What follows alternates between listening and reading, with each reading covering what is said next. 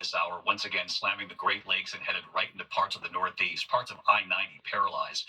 Multiple accidents across several states. Look at these images from Kalamazoo, Michigan tonight. An emergency crew at the scene of an accident when a truck slams into a vehicle there. No one hurt, but the driving is treacherous. Ginger Z has the forecast and Morgan Norwood with the images tonight. Near blizzard conditions. Tonight, the Great Lakes hammered with their third major whiteout in the past 2 weeks.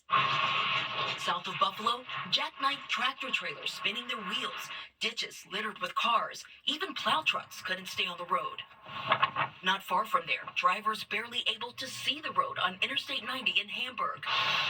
Residents in Buffalo opening garage doors to massive snowdrifts. The system coming on the heels of a powerful storm that hammered the Northeast overnight. Drivers plowing through deep waters inside Boston's Ted Williams Tunnel.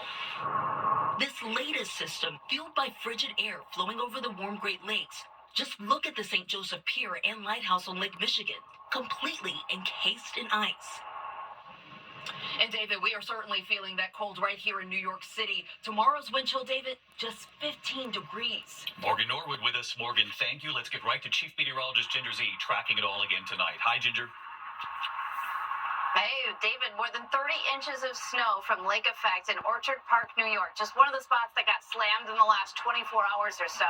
And now the streamers are still coming in from Petoskey, Michigan, down to Grand Rapids, just north of Buffalo, over to south of Watertown. So those are going to stay, those warnings, at least through tomorrow. An additional 6 to 12 inches on top of what you've already had in some of those places.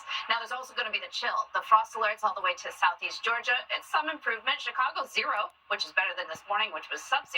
But you see those teens over in the Northeast. And then the big pattern shift for the West Coast. This is going to be a lot of rain for Northern California, but helpful humidity for that Franklin fire, David. Let's hope so. Ginger Z back with us tonight. Ginger, thank you. We turn overseas tonight into Syria and to the stunning images today. The missing American found alive in Syria after 7 months in captivity. Travis Timmerman had been taken in by a Syrian family after the president fled, the family caring for him and giving him a place to sleep. In this video right here, appearing to be in good health, and when asked his name, answering Travis, we have learned he is a Missouri native who had gone missing nearly a year ago. Tonight, what he reveals here, what he heard in that prison while being held in his cell.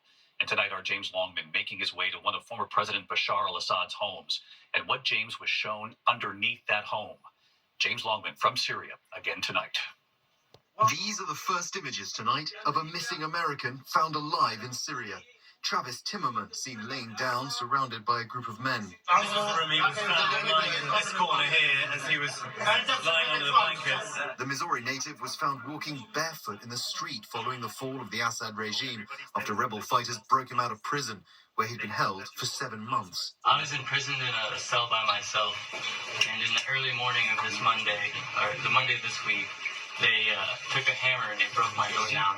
Timmerman vanished from Hungary earlier this year and says he was arrested after illegally crossing into Syria from Lebanon on a Christian pilgrimage, describing the horrors of life behind bars in Syria. Did you hear the voices of torture for Syrians in the prisons? Yes, I could hear the interrogations and the beatings. Late today, I spoke with Timmerman's mother, Stacy, back home in Missouri. Happy tears. Yeah. I said, it was great. I'm like, this is going to be the best Christmas ever. Timmerman was initially mistaken for Austin Tice, the American journalist kidnapped 12 years ago near Damascus. Tice's parents, Mark and Deborah, speaking with our Lindsay Davis late today. We're feeling very hopeful. We're waiting, and not exactly on pins and needles, but just very expectantly. While Assad's government detained innocent people and tortured dissidents, the dictator was living a life of extreme luxury. We visited Assad's abandoned presidential palace. It is huge. It'd be impossible to show you around the whole thing.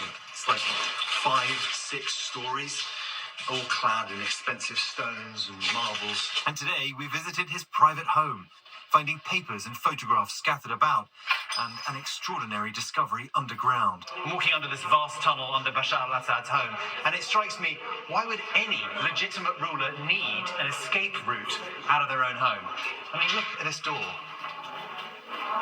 It's huge. What we do know, Assad did escape, now living in Russia. That American found alive today here in Syria, David, has given real hope that Austin Tice may also be found alive here too.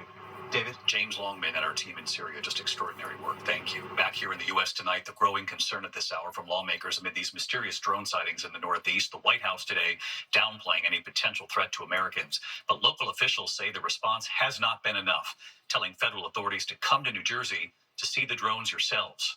Here's Ariel Reshef. For weeks, those ominous drone sightings in the skies over the Northeast. But tonight, the White House, FBI, and Homeland Security downplaying any potential threat. We have no evidence at this time that the reported drone sightings pose a national security or a public safety threat, or have a foreign nexus. The Biden administration saying many of those so-called drones appear to be manned aircraft operating lawfully. But tonight, many authorities in New Jersey say that's not enough. Come on out, Mr. Kirby. Now let's go on out one night about 9:30, 10 o'clock. I'll go out behind my town hall, and you can count them with me all night. In a letter today, senators from New York and New Jersey expressing urgent concern. Even members of Biden's own party slamming the administration's response. If they're flying over airports or military bases, they should be shot down if necessary. David, still no clarity about where these aircraft are coming from, but in some cases, officials in New Jersey say that there have been swarms of them. The White House says it will continue to investigate.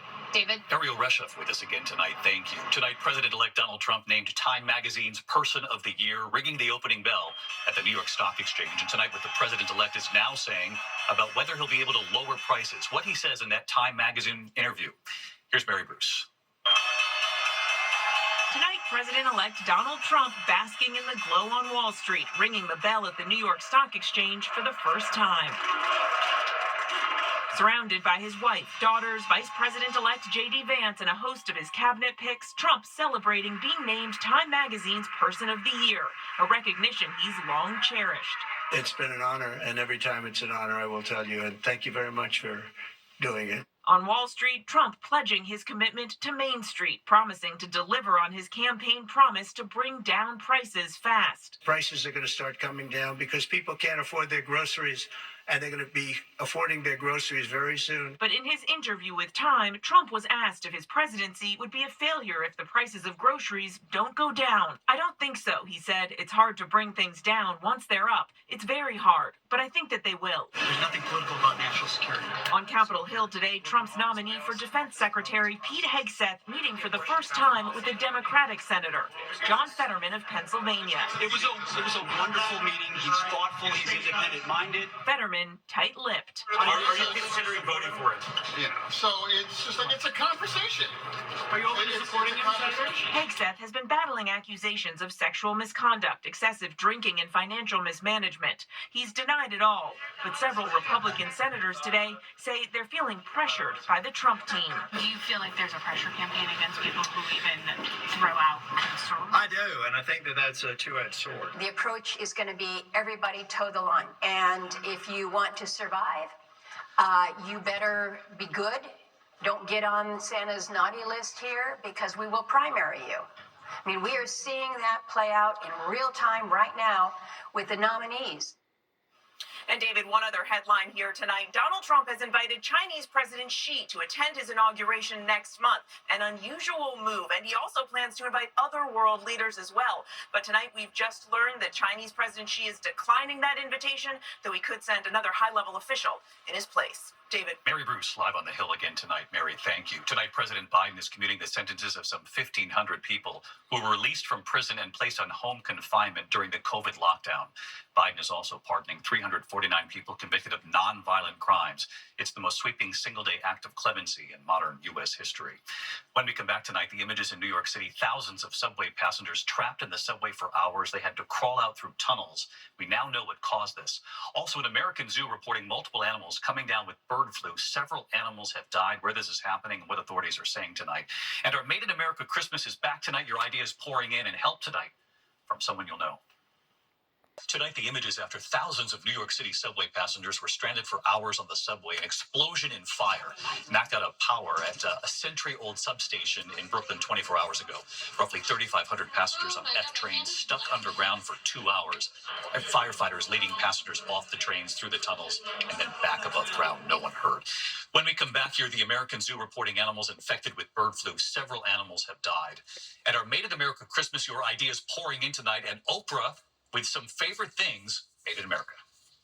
To the Index Zoo outside Phoenix reporting an outbreak of bird flu tonight. At least 5 animals have now died after testing positive for the virus at the Wildlife World Zoo, including a cheetah and mountain lion.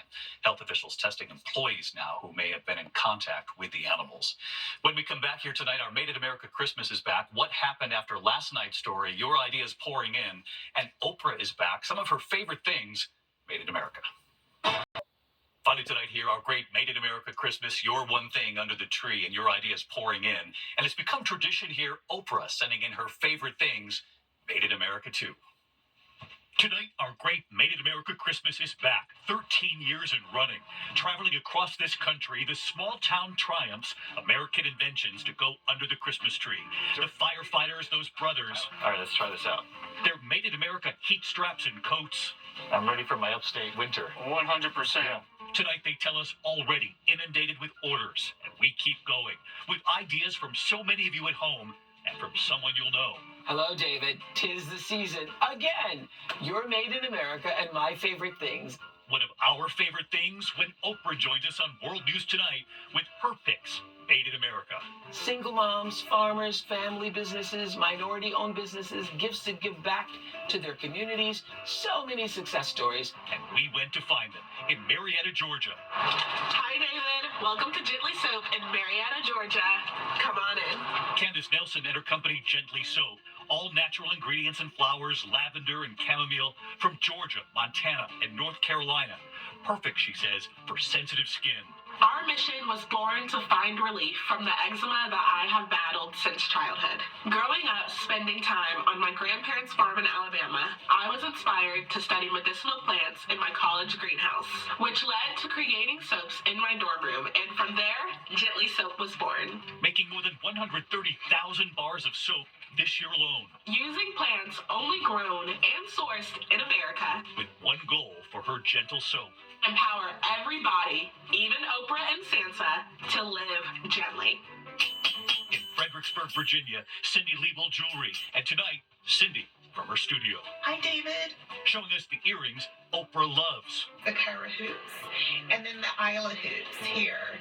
As you can see, I'm wearing the Isla hoops now. They are super fun. Super fun. And super to hear the metal and 14 karat gold is sourced in the U.S.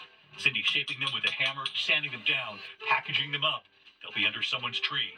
Thank you, David, and thank you, Oprah, for this opportunity. Thank you, Cindy.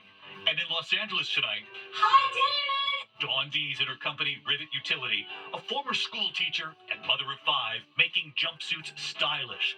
This one, the Manifester. We want to simplify dressing for the very busy person, and we also wanted to create local jobs here in Los Angeles. And that's exactly what's happened. 40 sewers making these jumpsuits. We're really proud about being made in the USA. Us too. And in Concord, California, outside San Francisco, Nicole Milliner and her family, and their secret recipe for Mighty Mallow's crispy treats. Hey, David. Nicole, coming to us from her kitchen. Our seasonal winter log, or our best sellers, cookies and cream, and red velvet. She started locally and now ships all over America. I know I couldn't have done it without the help of my family. Her sister Jen slicing the red velvet, her niece Brianna packing the gift boxes, her daughter Lexi on social media with Mom. Sure looks good. And her sons Matthew, Elijah, Akeem, all proud to help Mom too. Thank you so much for all the support that you've given to Mighty Mellow Crispy Treats and products that are made in America. And from St. Paul, Minnesota, the Lovejoy family, 3 generations with their famous Lovejoy's Bloody Mary mixed trio. Hey, David. Charles with the flavors. Our original chimichurri, Thai basil, warms you up in these cold Minnesota winters. Creating jobs. Derek stirring the mix. The tomatoes from Indiana, more than 25,000 bottles a year. The whole family packing up orders for Christmas. And apparently, a message for me. I got one right here for you. Come on and get it. Cheers. On my way with those 3 words in mind. We love Made in America. Of course, we love when Oprah joins us. Keep your ideas coming. Some great ones right here tomorrow night. Good night.